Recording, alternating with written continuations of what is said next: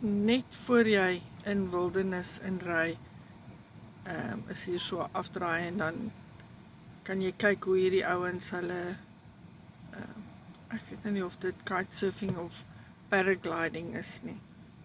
Maar kyk hierso, jy moet vashou en die ouens oefen. So hulle bly nou net hier afgaan van hierdie spesifieke hoogtetjie af tot op die strand, dan klim hulle weer op. Maar klim weet ek ook nie of dit die regte terme is nie, want die ding ruk vir hulle van hulle voete af. En natuurlik, my man wil graag sien wat aangaan, so hy is al in hulle pad. Oh goodness.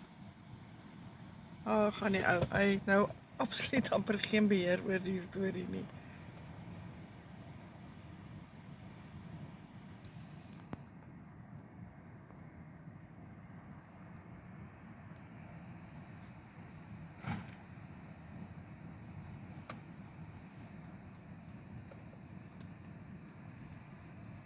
Hy wil nou hier op.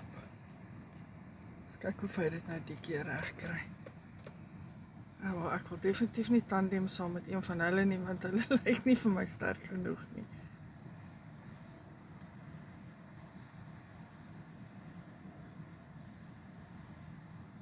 Come boy, we're rooting for you, dag gaat hy. Kijk, hier kom die ander ou nou weer op en so gaan hulle aan die hele tyd.